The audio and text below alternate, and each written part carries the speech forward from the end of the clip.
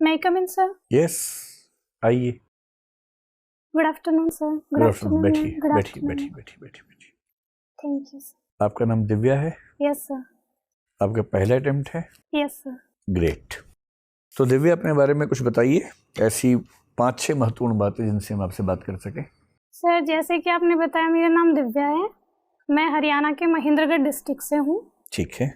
मैंने अपनी स्कूलिंग जवाहर नवोदय विद्यालय से की है। उसके बाद मैंने अपनी ग्रेजुएशन अपने डिस्ट्रिक्ट के गवर्नमेंट पीजी कॉलेज से की है। और एक सिविल सर्वेंट बनने के क्रम में मेरा पहला प्रयास है। ठीक है। आपके विषय क्या थे ग्रेजुएशन में? Sir, physics, chemistry and maths. और यूपीएससी में क्या विषय लिया आपने? हिंदी लिटरेचर। वो तीनों विषय खराब लगे आपको? नहीं सर, खराब लगने वाली बात नहीं है। एक्चुअली सर, हिंदी में मेरा इंटरेस्ट भी रहा है, क्योंकि ग्रेजुएशन में भी एक ईयर में हमारे पास हिंदी होता था, एक एग्ज़ाम होता था। इंटरेस्ट रहा है तो फिर आपने हिंदी में क्यों नहीं ग्रेजुएशन किया?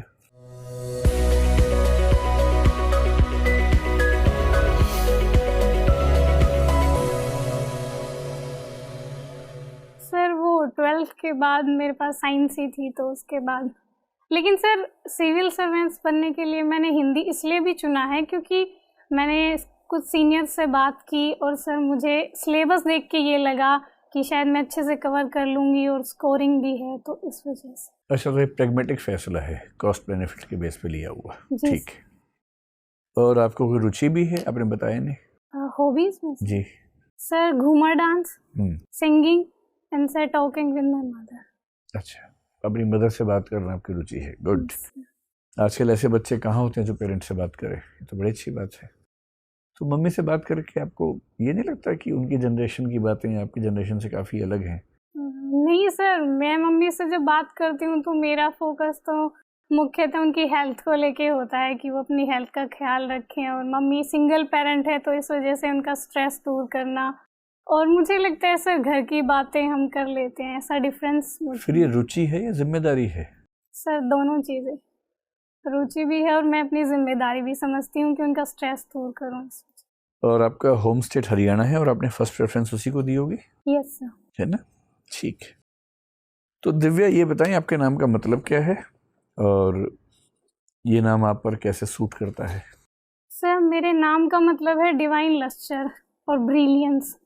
और सर, मुझे ऐसा लगता है कि मैंने अपनी स्कूलिंग में और उसके बाद अपने कॉलेज में और अपने जो भी प्रयास है अपने लक्ष्यों को प्राप्त करने में, ब्रिलियंस को हासिल करने की कोशिश की है। आप जो हिंदी साहित्य पढ़ती हैं उसके पाठ्यक्रम में भी एक उपन्यास है, उसका नाम भी दिव्या ही है। Yes sir. और उस उपन्यास में वो जो दिव्या है और जो उसका मित्र मारिश है, वो बार बार कहते हैं कि स्त्री का धर्म निर्वाण नहीं सृष्टि है। क्या मतलब है इस बात का, और क्या आप इस बात से सहमत हैं आज के ज़माने में? सर, मारिस का इससे मतलब है कि नारी को प्रकृति ने जो सर कर्तव्य दिया है सृष्टि को आगे बढ़ाने में, उसको वहीं अपना के चलना चाहिए। और सर, जो निर्वाण का मार्ग है वो नारी के लिए श्रेष्ठ नहीं है। ठीक है। और सर, मुझे भी पर्सनली ऐसा ही लगता है कि सर, लेकिन जेंडर इक्वलिटी के साथ सर। जैसे हमारे देश में 2 महिला राजनेता इस समय ऐसी मैं सोच पा रहा हूँ जो बहुत योग्य हैं, उन्होंने बहुत महान काम किया पर विवाह नहीं किया, परिवार को आगे नहीं बढ़ाया। ममता जी हैं, मायावती जी हैं। क्या हम उनके योगदान को शून्य मान लें क्योंकि उन्होंने सृष्टि के रास्ते को आगे नहीं बढ़ाया? नहीं सर, ऐसा तो नहीं है सर। हर महिला की अपनी ये पर्सनल चॉइस है, और सर राजनीति के क्षेत्र में उन्होंने इतना अच्छा किया है, तो हम सिर्फ सृष्टि को आगे ले जाने के बेस पे कहीं किसी महिला का मूल्यांकन नहीं कर सकते। ठीक है। अब आप ये बताएं कि हरियाणा में आजकल बहुत सारे जो विवाद चल रहे हैं, उनमें से एक विवाद तो चंडीगढ़ को लेकर है। सर। तो केंद्र सरकार का ये कहना है कि भाई, जब सारी यूटीज़ में हमारे ऑफिसर्स हैं, जो एजी एमयूटी कैडर के ऑफिसर्स हैं, वो हर जगह हैं। दिल्ली में हैं, मतलब गोवा में जो पहले की यूटी था वहाँ भी हैं, लक्षद्वीप में हैं, अंडमान निकोबार में हैं, अब जम्मू कश्मीर में भी हैं, लद्दाख में भी हैं। तो चंडीगढ़ को अलग से लाट साहब बनने का क्या मतलब है कि उस यूटी में ऑफिसर्स हरियाणा पंजाब कैडर के होंगे? क्यों होंगे? तो केंद्रीय गृह मंत्री कह रहे हैं कि अब से हम चंडीगढ़ में भी एजी एमयूटी कैडर के ऑफिसर नियुक्त करेंगे। पंजाब सरकार इस बात पे भड़की हुई है, हरियाणा सरकार भी उतना नहीं भड़क सकती क्योंकि सरकार उसी पार्टी की है, लेकिन वो भी नाराज़ बीच में दिखते हैं। आपकी राय में क्या होना चाहिए? चंडीगढ़ का जो एडमिनिस्ट्रेशन है कैसे चलना चाहिए? सर चंडीगढ़ एक यूटी है, तो ये केंद्र सरकार का दायित्व और उसके जुरिस्डिक्शन में आता है कि अगर वो चाहे तो सर जो आगमुट के कैडर है वो चंडीगढ़ में नियुक्त कर सकती है। लेकिन जिस टाइम समझौता हुआ सर, उस टाइम ये डिसाइड हुआ था कि चंडीगढ़ और पंजाब के ऑफिसर्स ही वहाँ काम करेंगे।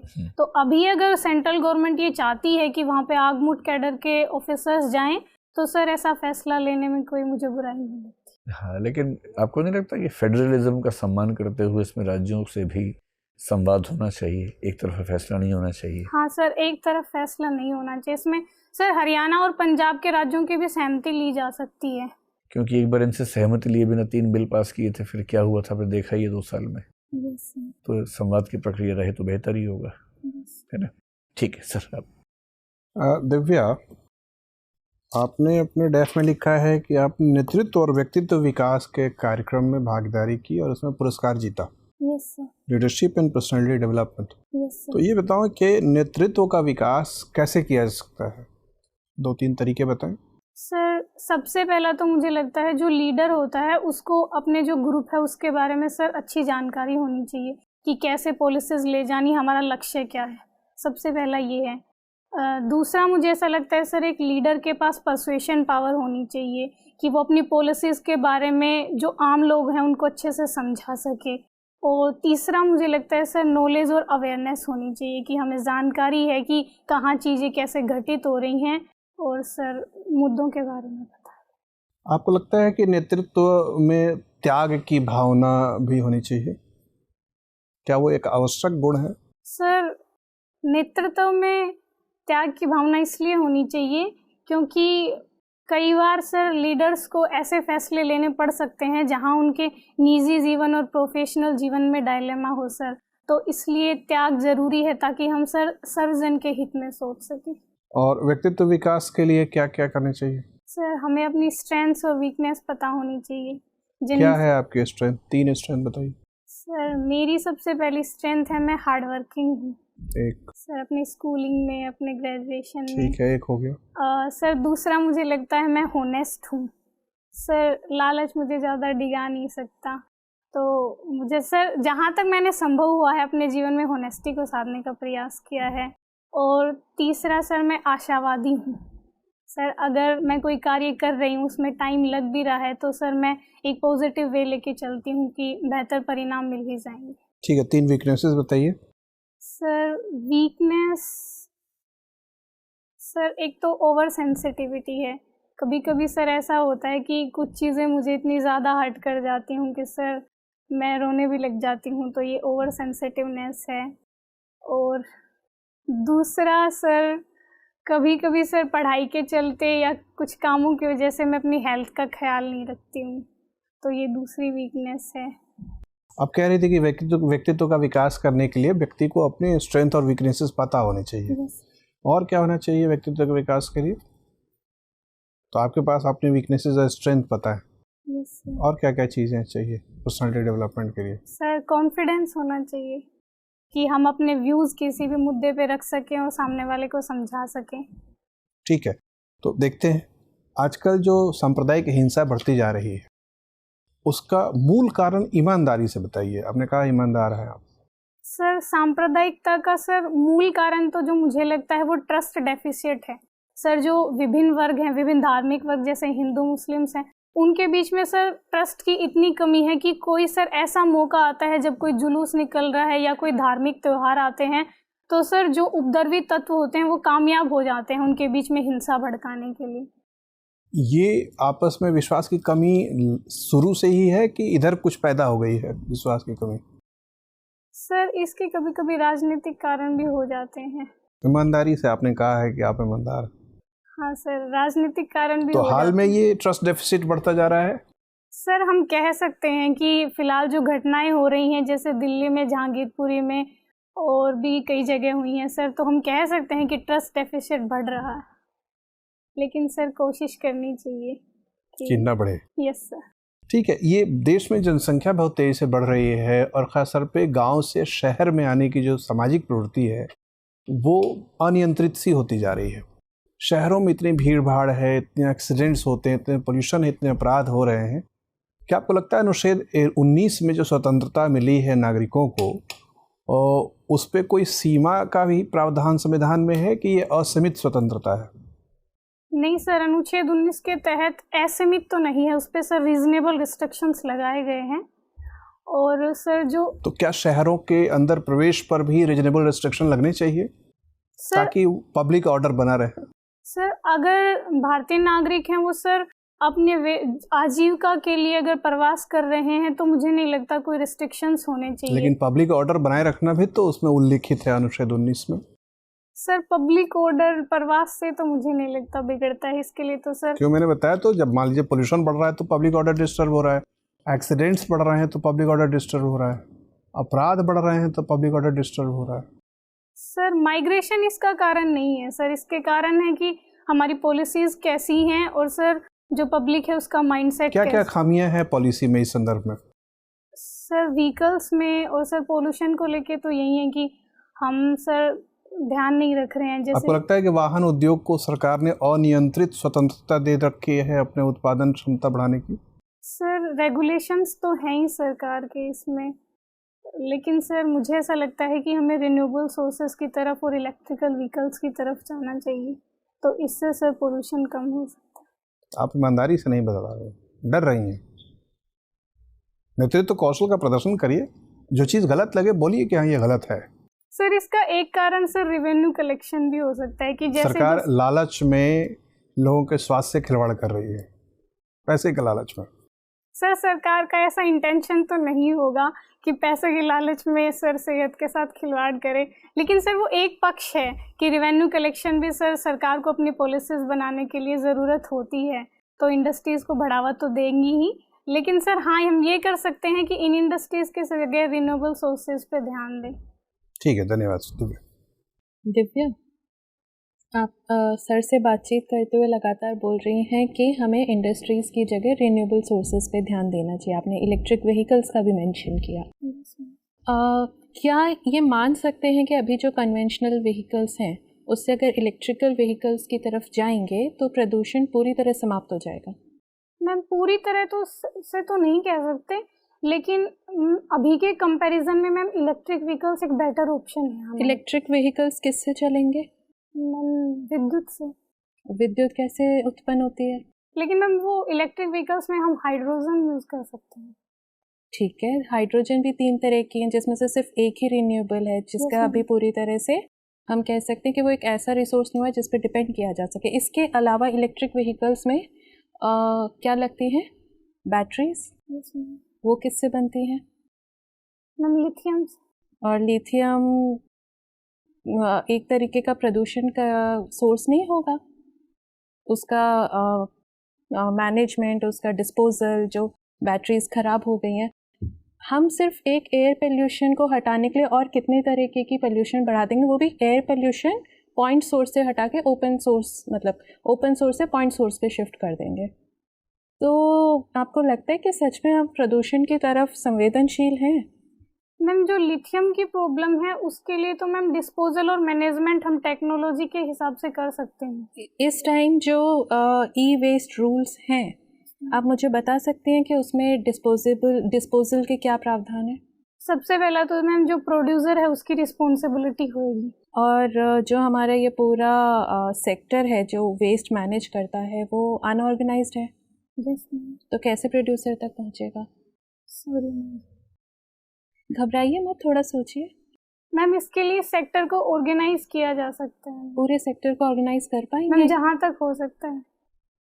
क्या फ़र्क होता है ऑर्गेनाइज्ड और अनऑर्गेनाइज्ड सेक्टर में? मैम जो ऑर्गेनाइज सेक्टर होते हैं उनके बारे में मैम गवर्नमेंट के पास सारी जानकारी होती है, रजिस्टर्ड होते हैं मैम, और मैम जो अनऑर्गेनाइज्ड होते हैं उनके बारे में मैम गवर्नमेंट को जानकारी नहीं होती कि कितने कर्मचारी हैं, कहाँ काम कर रहे हैं, कैसे किन हालातों में काम कर रहे हैं। चलिए ठीक है, ये बताइए आपने ई कॉमर्स वेबसाइट्स यूज़ किए हैं? Amazon, Flipkart? Yes ma'am. Myntra? ठीक है, तो जब बात अमेज़ॉन की करें, इसमें आपको क्या खामियां दिखती हैं जब आप सर्व कर रही होती हैं कुछ ख़रीदने के लिए? तो आपको कहीं कुछ दिक्कत दिखती है कि हो सकता है कि इसकी वजह से जो छोटे व्यापारी हैं उनको नुकसान हो रहा है?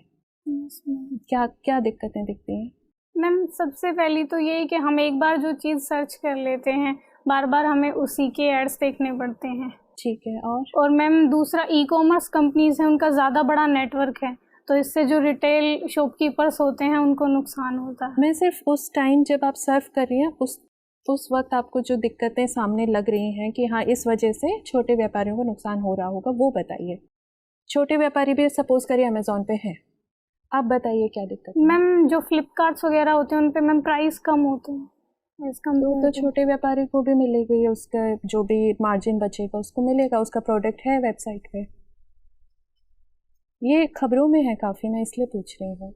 सॉरी नहीं आई थी। अच्छा चलिए ठीक है, कोई बात नहीं। ये बताइए भारत का प्रोजेक्ट 75 क्या है? सबमरीन्स को लेके है प्रोजेक्ट 75। और बताइए उसमें। मैम जो स्कॉर्पियन सबमरीन्स हैं उनको इंडिजिनियस तरीके से बनाना है। इसमें 6 सबमरीन्स हैं, जैसे मैम वागीर है, वगशीर है और मैम और भी हैं 6। कितनी बन चुकी हैं? क्या स्टेटस है लेटेस्ट? मैम 5 बन गई है, 6ठी भी बन गई है, आज ही कमीशन हुई है। ठीक है। और 75 आई क्या है? Sorry ma'am.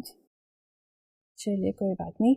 ये बताइए कि यूएनएससी को लेके पिछले कुछ वक्त में अगर आप देखें भारत के जो कदम रहे हैं अपने इंटरनेशनल अफेयर्स में या जियोपॉलिटिक्स में, तो वो सारे कदम भारत की दावेदारी को यूएनएससी में मजबूत करते हैं कि कमज़ोर करते हैं? हम परमानेंट सीट के लिए काफ़ी सालों से कोशिश कर रहे हैं सिक्योरिटी काउंसिल में, तो पिछले कुछ कदम 2-3 महीने में जो रहे हैं उससे हम और मजबूती से अपना दावा पेश कर पाएंगे कि हमारी दावेदारी कुछ कमज़ोर पड़ गई है? मैम यूएनएससी में हमारी दावेदारी जो पिछले हमारे जो कदम हैं उनसे मैम बढ़ ही रही है, क्योंकि मैम इकोनॉमिक सेक्टर पे भी हम उभर रहे हैं। जैसे वीट्स का मैम अभी जैसे रशिया यूक्रेन वॉर है, उस वजह से वीट का एक्सपोर्ट करने में भारत की जो मैम ताकत है। और मैम दूसरा, जैसे रशिया और यूक्रेन वार हुआ है उसके बावजूद भारत की जो न्यूट्रलिटी है उसको लेके ऐसा लगता है कि देखिए यूक्रेन की तरफ से काफ़ी बार संकेत आया कि भारत को इसके बीच कुछ बोलना चाहिए रशिया को, क्योंकि रशिया सिर्फ भारत की सुनेगा, ऐसा लगातार खबरों में बना रहा। लेकिन भारत ने हर मौके पे कुछ नहीं कहा, जितने भी रेजोल्यूशंस आए उनसे एब्सटेन किया। अगर भारत चाहता, जैसा कि बाकी दुनिया मान रही थी कि अगर भारत चाहता तो शायद ये युद्ध रुक जाता, आपको लगता है अभी भी भारत की दावेदारी मजबूत है यूएनएससी के लिए? मैम इंडिया की पॉलिसी है कि हर डेमोक्रेटिक कंट्री की सोवरेनिटी का रेस्पेक्ट होना चाहिए, लेकिन इंटरनेशनल रिलेशंस में हमारे जो नेशनल इंटरेस्ट हैं वो सर्वोपरि होते हैं। तो मैम भारत के रशिया के साथ इतने अच्छे संबंध हैं, और मैम रशिया के अपने जो सिक्योरिटी कंसर्न है उनको लेके यूएनएससी में बात हो सकती है। आपके अगर कोई दोस्त हो और वो किसी और छोटे अपने से कमज़ोर इंसान को बुली कर रही हो, रैगिंग कर रही हो, तो आप क्या सिर्फ इस आधार पे उसे कुछ नहीं कहेंगे कि वो आपकी बहुत अच्छी दोस्त है? नहीं मैम, भारत ने लगातार डिप्लोमेसी और डायलॉग से कोशिश की है। चलिए ठीक है दिव्या, धन्यवाद। दिव्या आप हरियाणा से आती हैं। सेक्स रेशियो क्या है हरियाणा में? मैम 879। और तय क्या किया गया है? सॉरी मैम, आपको नहीं पता है? हरियाणा से इतने सारे फेमस पर्सनालिटीज़ आती हैं, बहुत सारी महिलाओं ने खेल के क्षेत्र में नाम कमाया है, अन्य क्षेत्रों में भी नाम कमाया है, फिर भी क्या कारण है कि वहाँ पे सेक्स रेशियो इम्प्रूव नहीं हो पा रहा है? मैम सबसे पहला तो मैम हरियाणा को मैम जो हरित क्रांति हुई है उसकी वजह से एग्रीकल्चर में डोमिनेंट हो गई है इकोनॉमी, और किसी भी क्षेत्र की इकोनॉमी अगर मेल डोमिनेटेड है तो वहाँ पे मैम बॉयज़ को प्रीफर करने का ज़्यादा चलन देखा जाता है। और सर मैम दूसरा जो सेक्स सेलेक्टिव अबॉर्शन है हरियाणा में, जैसे मैम हरियाणा डेवलप्ड स्टेट है तो ट्रांसपोर्ट फैसिलिटीज़, मेडिकल फैसिलिटीज़ इतने बड़े लेवल पे उपलब्ध थी कि सेक्स सेलेक्टिव अबॉर्शन बहुत ज़्यादा हो गई। उसके बाद से मैम अब गवर्नमेंट ने ऐसी पॉलिसी चलाई है कि ये सब ना हो पाए, और अभी तो मैम सेक्स रेशियो बढ़ रहा है। घूमर करना आपको पसंद है? क्या है घूमर? मैम राजस्थान का फोक डांस। कैसे होता है? कहाँ से इसका ओरिजिन है? कहाँ से प्रारंभ हुआ? मैम घूमर बेसिकली मैम जो भील ट्राइब है वो अपनी गॉडेस सरस्वती के लिए करती थी। उसके बाद जब राजपूताना से उनका मेल जोल हुआ तो मैम राजपूतों के कल्चर में आ गया, घूमर डांस। आपने कोई ट्रेनिंग ली है या शौकिया? नहीं मैम, घर पे कैसे घर पे। सब कर- अच्छा, आप कुछ फेमस लोगों के नाम बता सकती हैं जो इस डांस के लिए फेमस हो? मैम एक है महारानी गोवर्धन कुमारी, उन्होंने एकेडमी भी खोली हुई है मैम घूमर के लिए। अच्छा, और सिंगिंग की आपने कोई ट्रेनिंग ली है या नहीं सिंगिंग भी आप मैम, शौकिया करती हैं? कैजुअली है। अच्छा, किस तरीके के गाने सुनती हैं आप? मैम हिंदी गाने जो भी नहीं पुराने नए? नहीं मैम, पुराने भी सुन लेती हूँ। नहीं जो भी अच्छे लग जाए। हाँ मैम। तो दिव्या, आपको गाने सुनना पसंद है और आप हिंदी साहित्य की भी विद्यार्थी हैं, Yes, ठीक है।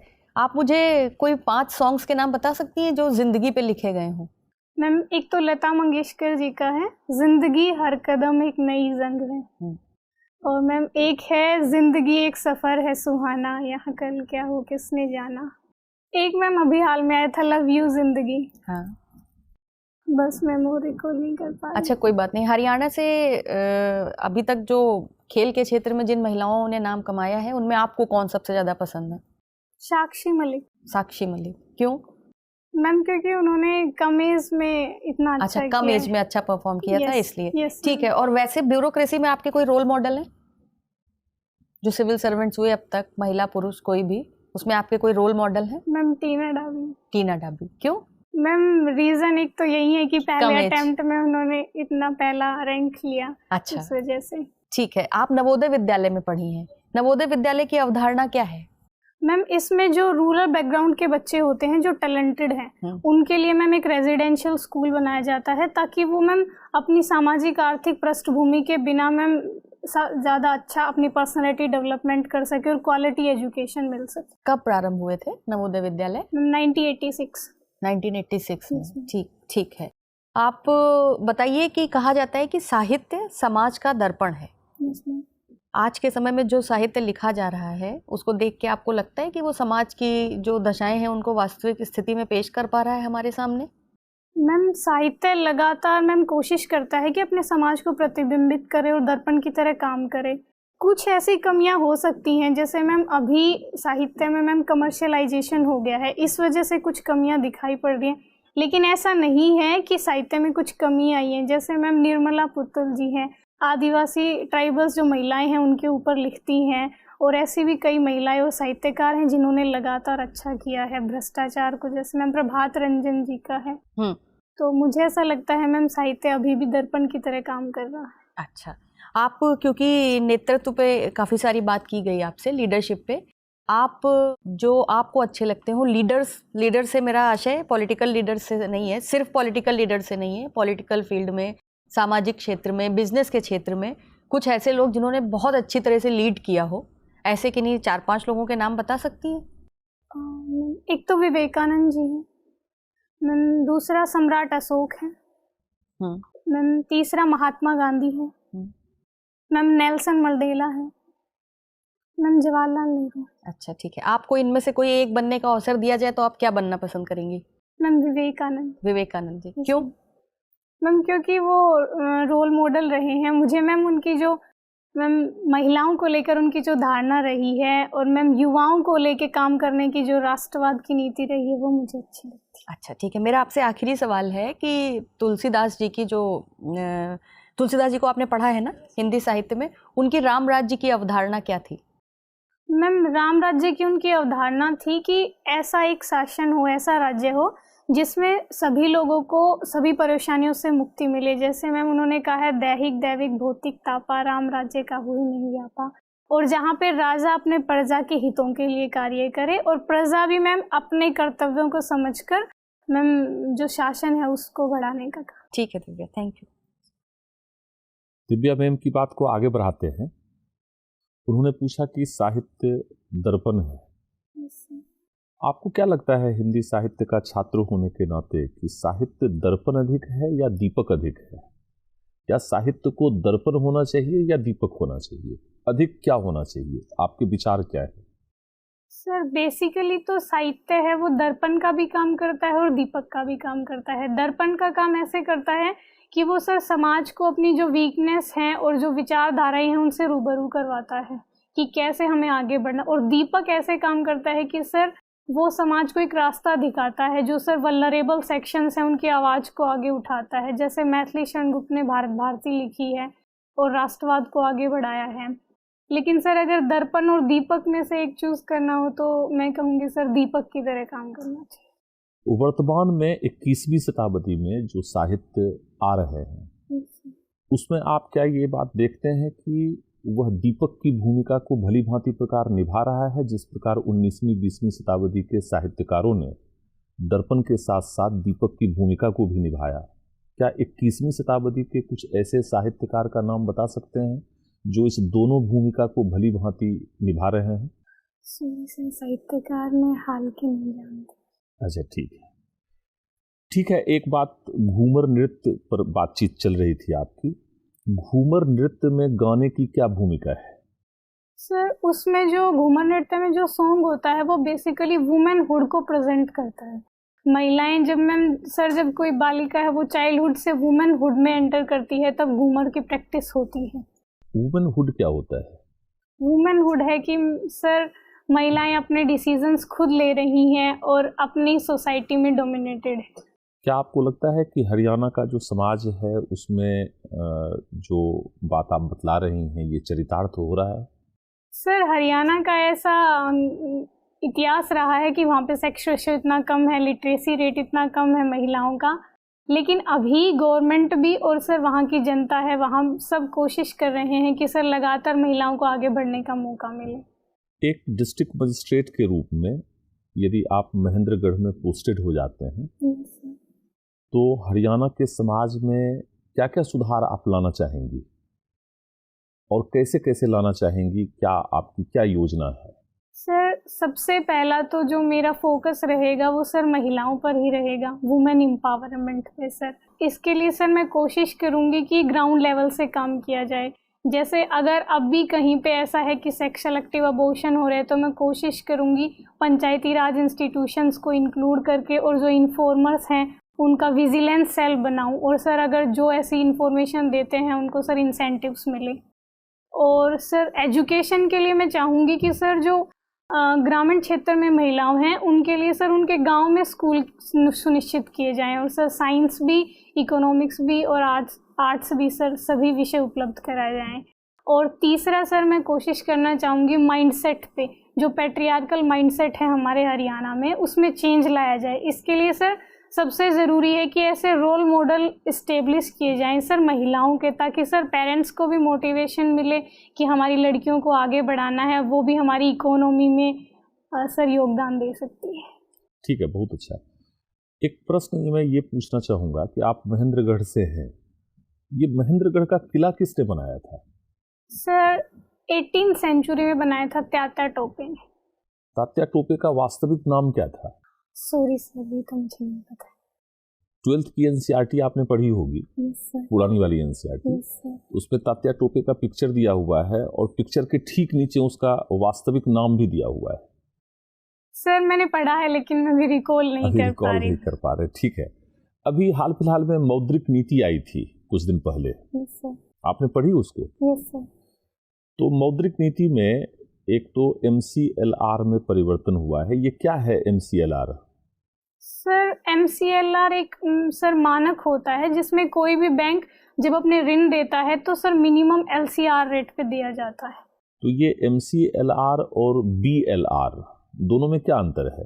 सर सर मैं गैस कर रही हूँ, मुझे श्योर नहीं है।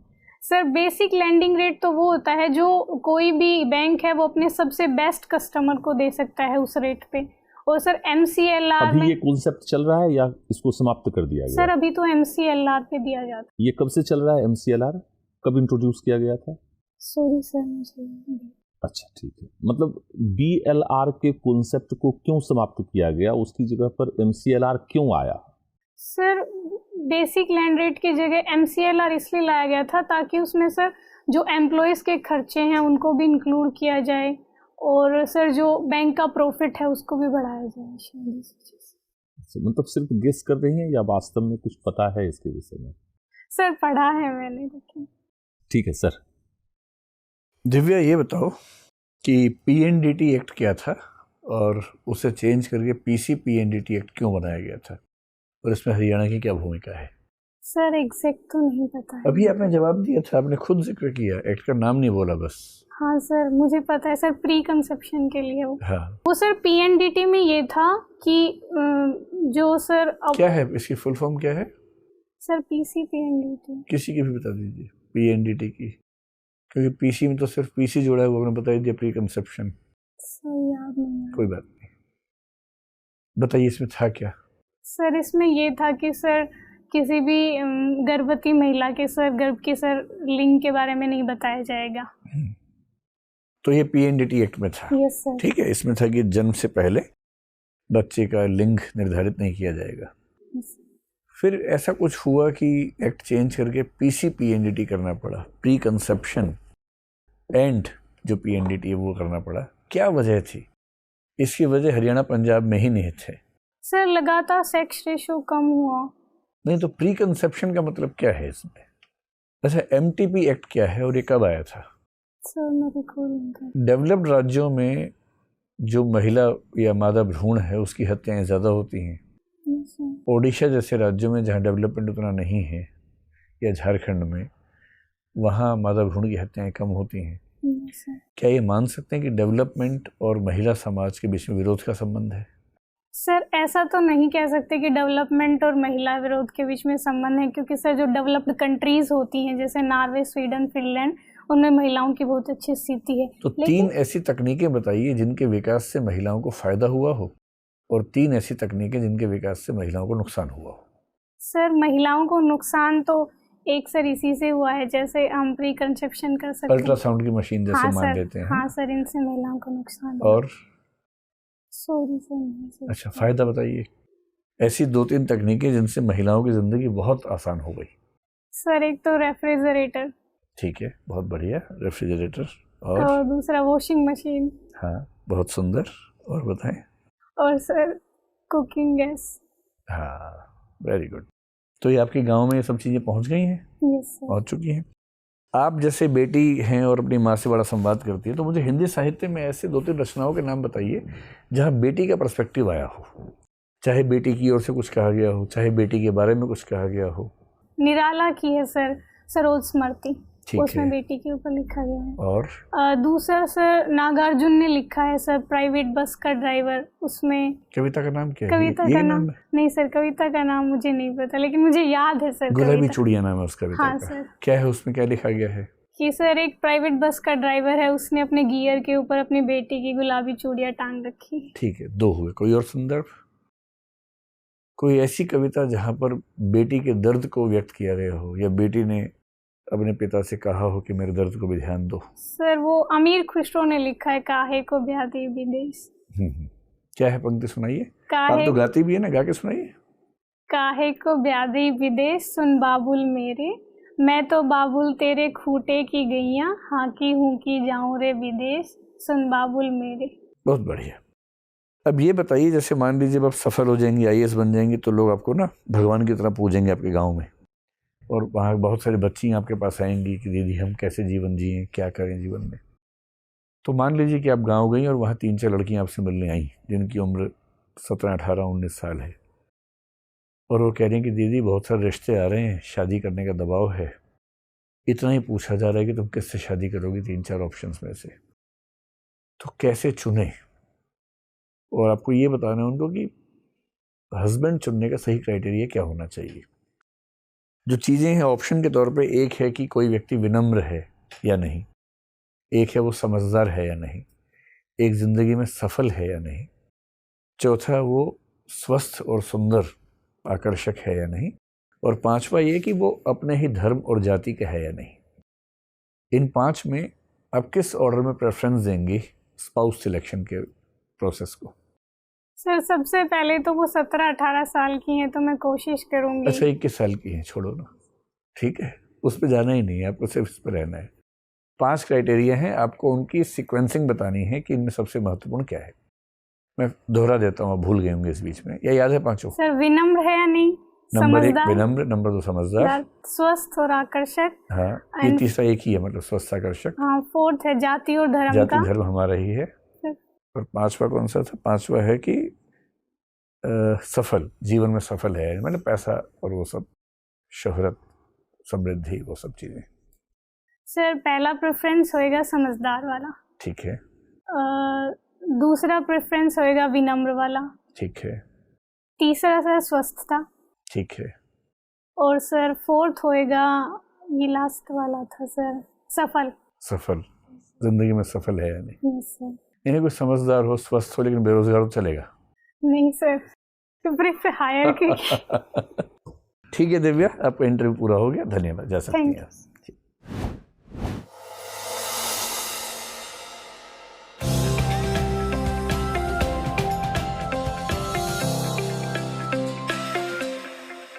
आइए बैठिए। क्या हाल है? क्या सर? क्या हाल है आपका? हाल चाल ठीक है? कैसा लगा इंटरव्यू देकर? सर ठीक था, कहीं कहीं। कहीं कहीं ठीक था? नहीं सर, कहीं कहीं और पढ़ना है अभी। अच्छा, तो कितने मॉक इंटरव्यू आप दे चुकी हैं अभी तक? सर 7th है ये, ठीक है। तो किसी संस्था का नाम मत बोलिएगा, वैसे बताइए कि बाकी जगह क्या रहा रिस्पॉन्स आपका, फीडबैक? सर अच्छा ही था। है ना? इसमें दुखी होने की क्या बात है? अच्छा था तो खुश होकर बोलिए अच्छा था। अच्छा है, कोई चिंता वाली बात नहीं है, बहुत बढ़िया है। पहली बार में मसूरी का टिकट कटा हुआ आपका, बस औपचारिकता बाकी है। ठीक है, देखो आपकी एंट्री बहुत अच्छी है, ड्रेस जनरली बहुत अच्छी है, लेकिन अभी मैडम ने बताया कि आपने जो सैंडल पहना वो शायद ठीक नहीं है। ठीक है। तो ये शाइनिंग वाला मत रखिए, थोड़ा सिंपल रख लीजिए। वैसे भी बैठने के बाद दिखना भी नहीं है वो, लेकिन सिंपल रखिए, ठीक है। रेस्ट वॉच में आपको लग रहा है कुछ दिक्कत है? थोड़ा सा वो फ्लैशी लग रहा है। वहाँ पे मैम पहने नहीं देती। हाँ, शायद। बातें खत्म हो गई, बातें खत्म हो गई, ठीक है। बैठने का तरीका भी एकदम ठीक है। इंट्रोडक्शन मैंने आपसे पूछा तो आपने अच्छा बताया, लेकिन इंट्रोडक्शन जब देना तो हॉबीज वगैरह खुद ही बोल दीजिए पहले ही। Okay sir. उनको इतनी बातें सुनने को मिल जाएं कि फिर ज़्यादा डेफ देखना ना पड़े, उसी में से बात समझ में आए, ठीक है। दिव्या को लेकर सवाल थे, वो भी ठीक थे, नॉवल वाला भी, फिर सुश्री मायावती, ममता बनर्जी वाला भी आपने अच्छा जवाब दिया, चंडीगढ़ भी ठीक था। फिर मैंने लिखना बंद कर दिया। फिर मैंने मेंबर से पूछा, सबसे, सभी मेंबर्स की राय ये है कि जनरली आपकी तैयारी अच्छी है, तरीका अच्छा है बात करने का। जहाँ दिक्कत है, 3-4 दिक्कतें हैं छोटी छोटी। एक तो है कि जहाँ वो स्टैंड लेती है ना, तो बहुत दबाव में मत आइए। जैसे हरियाणा के मामले में स्टैंड लीजिए कि हाँ, हमारे राज्य में महिला के मामले में तरक्की हो रही है, काफ़ी तेज़ तरक्की हो रही है, और जो लेटेस्ट फैक्ट्स हैं वो कोट कीजिए वहाँ। और जो स्टैंड लिए दबाव में आने की ज़रूरत नहीं है, आपके स्टैंड आमतौर पर बड़े अच्छे हैं, रीजनेबल हैं, रैशनल हैं, कहीं कोई दिक्कत नहीं है। दूसरा, करंट अफेयर्स, विशेष रूप से हरियाणा के बारे में जो डेटा है लेटेस्ट, वो टिप्स पे होना चाहिए एकदम। उसमें ये नहीं कहना सर हाँ आया था, सर अभी देखा नहीं, टिप्स पे एकदम ऐसे, ठीक है। और एक जनरल रिवीजन, अगर टाइम है, कब है इंटरव्यू आपका यूपीएससी में? 27 को है ना, 5 दिन है। तो अगर समय मिले तो एक बार तेजी से जो करंट अफेयर, साइंस टेक वगैरह के भी है ना, वो सब देख लीजिए। इसलिए नहीं कि वो पूछेंगे, कई बार पता होने से आप किसी प्रश्न के सुझावों में कुछ अच्छे पॉइंट्स जोड़ पाएंगे। इस पॉइंट ऑफ व्यू से अच्छी बातें ज़्यादा हैं। अच्छी बातें जो हैं, सबसे पहले ये है कि आपके पास लगभग हर सवाल का जवाब है। कई बच्चे चुप हो जाते हैं बीच बीच में, आप बोल रही हैं, ये बहुत अच्छी बात है। दूसरी अच्छी बात है कि आपकी आवाज़ अच्छे से सुनाई दे रही है। कई बच्चे ना बहुत लो बोलते हैं, उनको बोलना पड़ता है बार बार, थोड़ा तेज़ बोलो, ऊंचा बोलो, नहीं समझ में आ रहा। आपकी आवाज़ एकदम मतलब ऑडिबल है और हम सुन पा रहे हैं, बढ़िया से, अच्छे से आ रही है आवाज़। सबसे बड़ा फ़ायदा है कि आपकी उम्र बहुत कम है, फर्स्ट अटेम्प्ट है। जब पहला अटेम्प्ट होता है, उम्र कम हो किसी बच्चे की, तो मेंबर्स को पहले से एक पॉजिटिव फीलिंग रहती है कि इस बच्चे ने पहली बार में यहाँ तक एंट्री की है, तो उसको सफल होना चाहिए। तो ये बेनिफिट तो है ही। एनालिसिस आपका अच्छा है, 10 में से 7 प्रश्नों में ऐसा दिख रहा है कि आपने ठीक एनालिसिस किया हुआ, तैयारी की हुई है। एक जगह रैंडम आता है तो भी आपकी स्किल्स ठीक है एनालिसिस की। जैसे मैंने लास्ट में एक सवाल पूछा था ना, विनम्रता, समझदारी, तो स्किल्स आपकी ठीक है वहाँ भी। और वेल प्रिपेयर्ड आप हैं।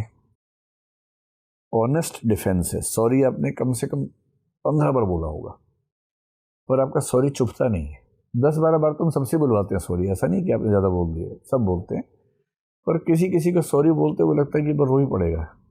आपका सॉरी बड़ा ईमानदार सा है, और मतलब आपको सॉरी में भी 2 नंबर एक्स्ट्रा ही मिल रहे हैं, कम नहीं हो रहे नंबर उससे, कहने का भाव ये है। तो सॉरी आप ठीक बोल रही हैं, वैसे बोलिए। और एक खास बात है कि थोड़ी सी रॉनेस जिसको बोलते हैं ना, कि आप एक ग्रामीण क्षेत्र से आई हैं, तो वो दिख रहा है भाषा से, जो कि अच्छी बात है। उच्चारण में मुझे नहीं पता कि इतने कम टाइम में आप कर पाएंगे या नहीं, पर मैं आपको कुछ संकेत कर रहा हूँ इस सेंस में कि अगर आप कुछ करना चाहें तो कर लें, ना कर पाएं तो तनाव मत लीजिएगा। जो एक ट्रेंड है वो ये है कि आप ज को ज बोलती हैं कई जगह, ठीक है।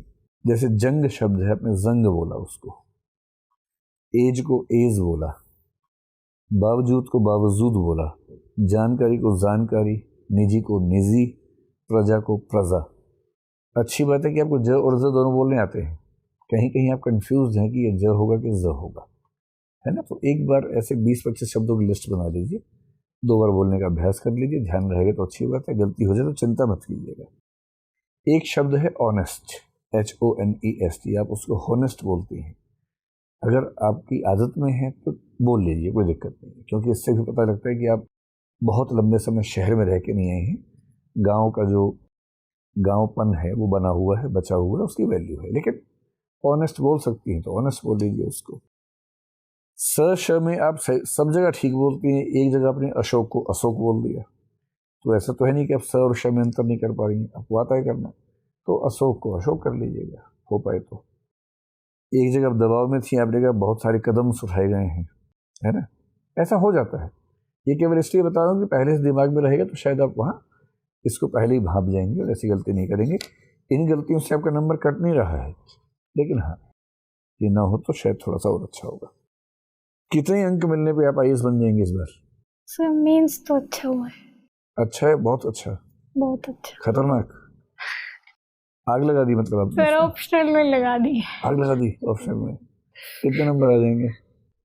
सर कुछ गलत नहीं हुआ है, और अरे बाप रे एक बाप। व्याख्या तो सर मैंने सर वो अच्छे से पता नहीं था तो घुलमुल करा है।